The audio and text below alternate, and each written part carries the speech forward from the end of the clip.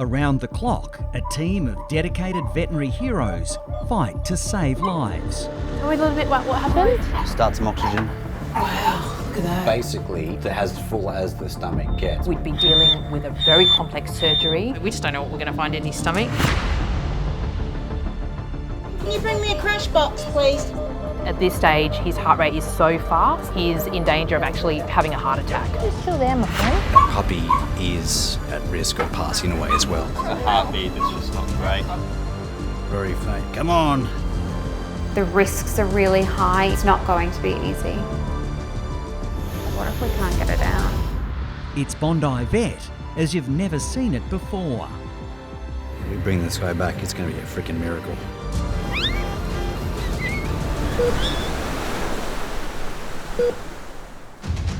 On this episode of Bondi Vet ER, Hey, what's up? I need you to come here as quick as you can. You're not going to believe it. We have a dog here that ate Gorilla Glue. Alex and Gerardo team up to save a greedy groodle that swallowed a tube of toxic glue. We just don't know what we're going to find in his stomach. Oh, Ruby, you've got yourself into a lot of trouble. Brooke battles a large bone stuck deep inside a dog's throat. Oh, wow. What did you do to your leg? And a tiny kitten is rushed in after a play session with the family dog goes horribly wrong. It's a spiral fracture.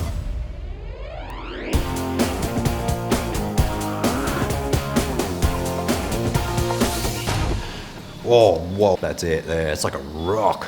On the Gold Coast, Gerardo's patient Teddy is fighting for life after eating something quite bizarre.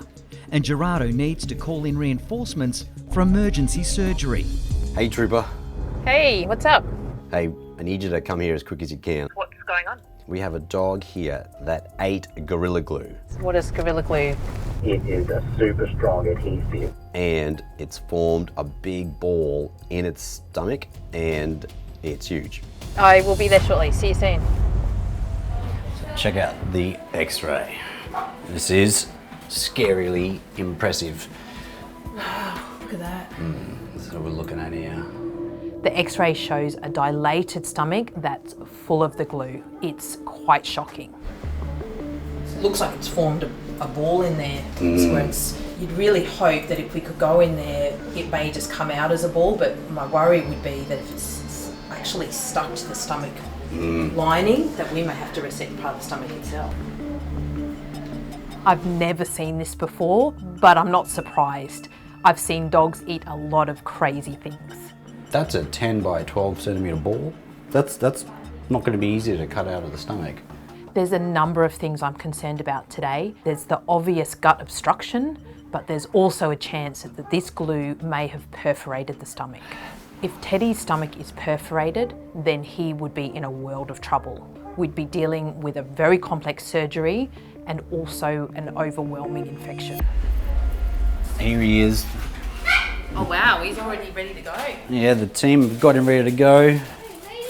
It's clipping his belly at the moment. Hey. The patient today is Teddy. Teddy is a beautiful groodle. He is cute like a teddy bear, isn't he? What were you thinking? What were you thinking, you silly boy? Probably thought it was like a tube of like caramel or something like that. I can imagine it tasting very good. Teddy's already on the table, sedated and being prepped for anaesthetic. Let's get into surgery. Yeah. Okay, team. In these moments, it's also really important to reassure Teddy. He doesn't know what's going on and he must be scared. What a day, hey? What a day. Ready to go to sleep, little man? Good boy. Alex and Gerardo are extremely worried the dangerous glue is rapidly expanding in Teddy's stomach. Let's go. Hey, mate. Oxygen is on 2. All right, Teddy. Little sleep, okay? Good boy. Teddy is now being prepared for urgent emergency surgery to try to remove the dangerous mass. Good boy. Hopefully when you wake up, you'll fix the problem. Good boy. Oh, okay. Oh, Oh, it's all right. It's all right. let's see how we go. Good boy. Okay. There we go. Good boy. Now that Teddy's asleep, the time's really ticking. We need to get him into theatre and get this out of the stomach as quickly as we can and wake him up. He's a sick dog, there's a higher anaesthetic risk, and we don't know what damage this glue has already done to his stomach. Okay. Rosie, you want to take those two, and then Alex. Thank you. No worries. Okay. Whoa, actually feel there. Just push here. Ooh, that's the stomach. That's it there. It's like a rock. Oh, just be careful you don't cut into that when you go It's through. right under the skin. My hope now is that we can enter the abdomen fairly easily. It could be tricky because Teddy has had abdominal surgery before. I'm going to go slow because there could be... The stomach's just underneath. Teddy's previous surgery could have left him with internal scars that could complicate the operation. Okay, cool. What are we going to find in there? Well, the good thing is that the stomach's not stuck to the abdominal wall. That's One good thing. the one good thing. Okay. Whoa. I just touched the stomach then and it's rock hard. God, how much must that have hurt? It expands, apparently. As emergency clinicians, everybody knows their role in these high pressure situations. His heart rate's pretty steady. Yeah, it's actually good. You really have to bring your A game. Okay. Here we go. Feel that. Oh my God. It is like a rock. I can see it under the surface of the stomach. You can there. see it through Yeah, there? Wow. literally through there. Yep, we need to open up the abdomen, spleen. Let's have a look what we got here. He's like rock hard. Have you ever seen anything like this? No, this would have to be the biggest foreign body I've ever removed. So getting exposure to the stomach is quite difficult because it sits right underneath Teddy's ribs. So what we're going to try to do now is place some what we call stay sutures, which we'll then use to elevate the stomach. So we want to almost get the stomach out of the abdomen, and then we're going to cut into it, and I'm hoping we can remove it. Yeah, there's a lot of weight there, isn't there? It is a heavy foreign body. And the last thing we want to do is actually tear through the tissue, trying to get enough elevation. Okay, let's see if we can pull it out. We got momentum adhered to the stomach from the previous surgery. The stakes are really high here. We're dealing with a member of someone's family, and we want to be able to call them at the end of this surgery and tell them that it's been a success. Oh gosh, imagine if it's actually stuck to the wall. One of the things we're worried about here is when we cut into the stomach, because we can't lift the stomach up very much, we're actually going to get spillage of gastric contents into his abdomen. He's already on antibiotics, but if that happens, we've then got infection that's spread around the rest of his abdomen. We really don't want that to happen, and we really don't need more complications than we already have. Okay, I have to use my hands. Normally we don't put our hands in stomachs. Compared to humans, dogs eat all sorts of random things, and we know that Teddy has eaten other things, so we just don't know what we're going to find in his stomach. Yeah, I think we just had no choice this time. It feels like a rock that's covered in goop and grit. Gerardo and I have made the incision into the stomach, and you start to be able to smell the contents. Oh yeah, it's coming now. Holy, Oh my goodness. Looks like a cauliflower. Make sure we hold up the... Yep, I got it. Oh. I got it. You got it? Yep. Look at that. Wow. It's got bits of corn on it. What is that? It's a potato chip. It looks disgusting. It's this solid rock, but it's covered with bits of corn and chips and other things that Teddy's eaten. And the smell was overpowering. I could almost taste it. Wow, he must have eaten the whole tube of glue. That's nuts. Inside lining of the stomach looks pretty healthy. Yeah, no, actually, we're pretty lucky. I think all the mucus kind of kept it off. Thank you for... I could not have done this without you. Actually, you probably could have done, but that's all right. I was glad I was assisting. You can feel the tension ease in the room. It's been a textbook surgery so far. You all right if I tap out then? Yeah, you go. Thank I'll you. go get Teddy's bed ready for recovery. Yeah, we shouldn't be too long. Yeah, okay. Almost halfway done. Awesome job, hey? No, thank you. I'd shake your hands, but your hands are dirt. All right. That was fascinating to see. He is one really lucky dog. He's going to be quite painful when he wakes up, but all in all, I think we can call that surgery a huge success.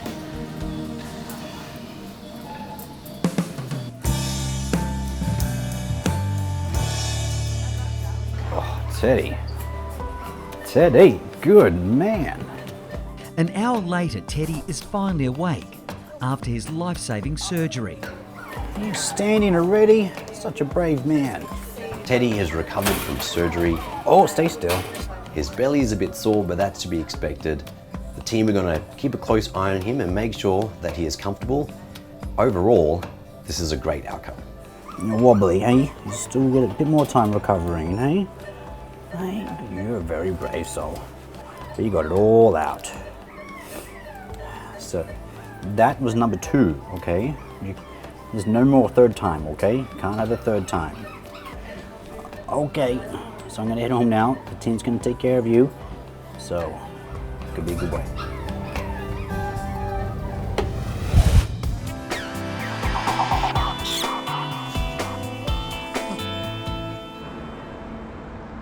Okay, Ruby. Good girl. Elderly Ruby has been rushed into the emergency hospital and she's in serious trouble. Oh, God. We've done a good job of that. Vet Brooke has just taken x-rays and is extremely worried about what she's seeing. We can see that it's actually 2 vertebrae bone with really sharp points on it. And that's the bit that I'm most worried about. This is a huge bone. It's stuck there really tight and she's going to be in a lot of trouble if we can't get this out. You ready? 3, 2, 1. It's really time sensitive esophageal foreign bodies, so we need to get in and get it out as quickly as possible because the longer it sits there, the more damage we're going to have. Okay, Ruby, you ready for us to get this bone out? There's 2 worst case scenarios here. 1, we can't remove it and we have to go to open chest surgery. You're definitely feeling pretty nauseous now. Or 2, when we try to remove it, those points perforate the esophagus and leak contents into her chest. You're a good girl. Either way, Ruby is in a life-threatening situation. Yeah, we'll just pre-oxygenate. Very drooly. Oh, big yawn. So we've placed Ruby under an anaesthetic and we're about to introduce the scope into her esophagus to be able to visualise the placement of that foreign body and figure out a way to remove it. Smooth entry. Nice. Oh, hello. Vet Amelia is assisting Brooke with the procedure. Wow, so close to the stomach. What we can see is this large bone which takes up the entire esophagus. Goodness me, you can see it's already scraped the side of the wall. It's a massive foreign body. All right, how do you want to get it out? It's not going to be easy. So what we're doing now is passing an instrument through the scope and it will go down into the esophagus and then we'll try to use that to grab the piece of bone and slowly pull it out. So we can now see the end of our instrument through the scope and we'll advance it back down to the bone and we'll try to remove it. But it's slow and steady. This is not something we want to rush. Just pull that back. All right. Getting a grip on the jagged bone is proving to be difficult. It's just grabbing the fat. All right, try the bone bit forward. Ready? Gotcha. All right. Now 5. Kat, are you able to slowly pull the scope back? All right. Out? Yeah. But very slow.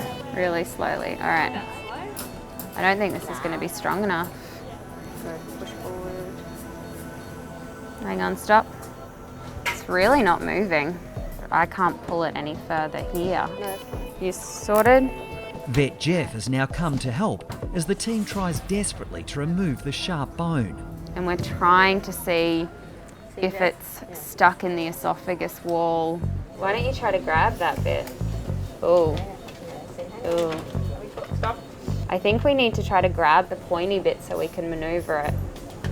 We're trying to introduce various instruments in order to grab onto the bone.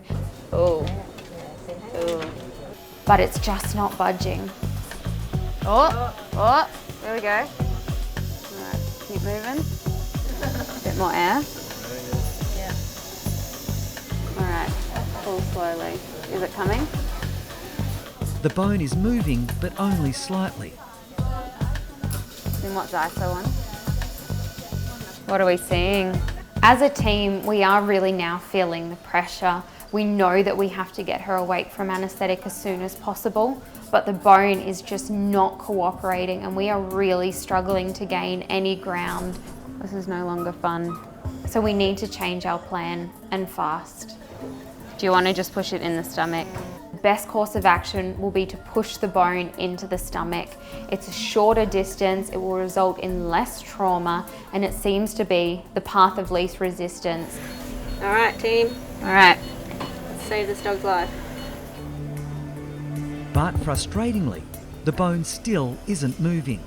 It won't push in. 2 bits, oh my God. Yeah. Oh, nice. All right, okay. Oh, I got it. All right, should we push? All right, ready? Push. 3, 2, 1. Oh, did we get it? Yay! It was really touch and go there for a minute. His oxygen saturation levels dropped and we were really struggling to move that bone, and there was a point there where I didn't know if we were going to be able to move it, but luckily we were able to push it into the stomach. All right, good job.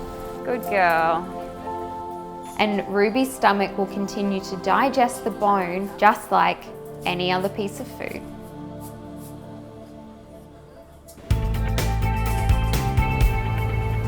Come on, Ruby. Good girl. A couple of hours ago, Ruby came in a life-threatening situation. And we've been able to save her life. And that feeling never gets old.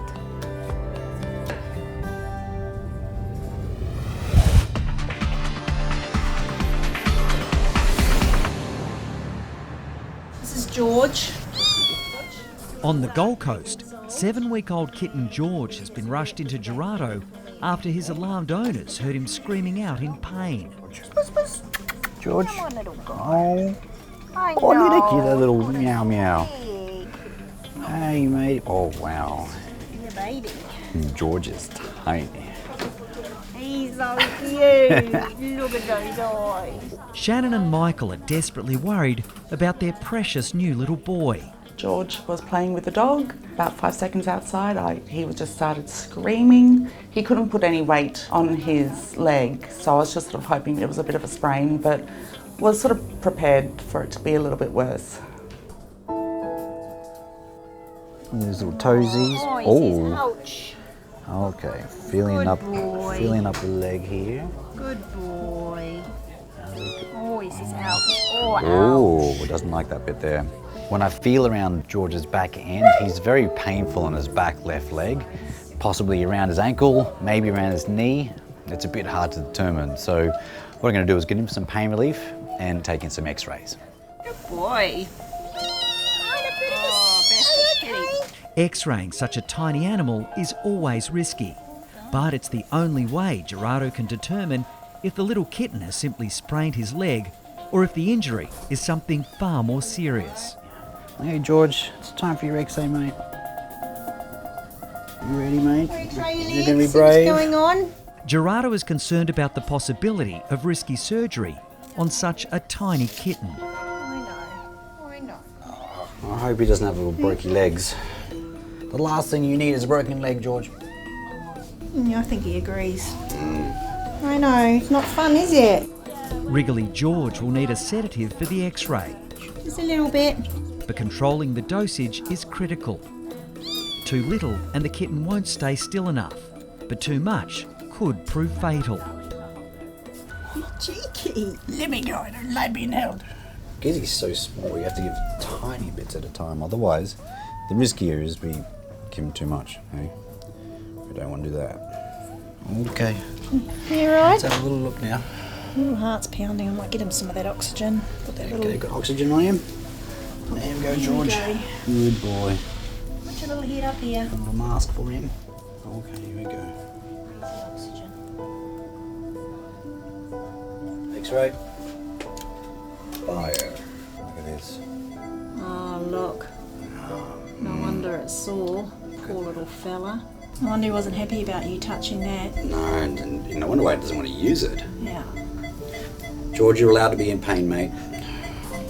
That is pretty much straight down through the bone. Normally it's only one side. Oh, yeah. Yeah, it's a spiral fracture.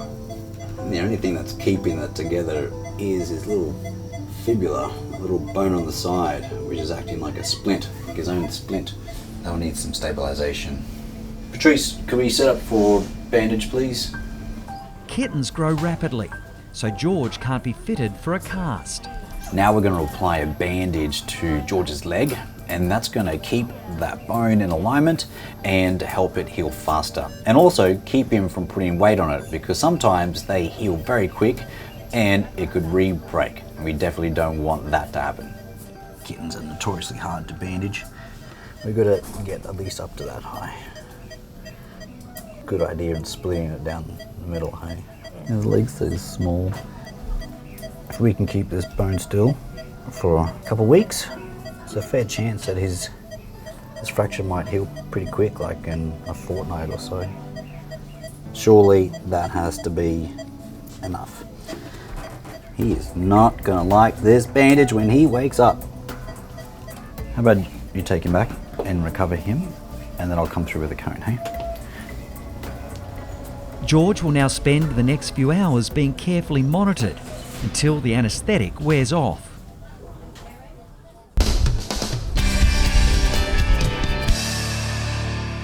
Okay, here we go. Now I know. Your leg feels better in that bandage. 4 hours later, 7-week-old kitten George has fully recovered from his anaesthetic, and his broken leg is securely bandaged. Now it's time for him to be reunited with his worried owners. It's time to go home. Hey team, here we have George. Are you gonna come out and say hello? Come out. Come on. Hello, George. It does look like a big bandage, but he's able to get around with it, so. Oh, that's good. Missed that squeaking all afternoon. I could hear him coming.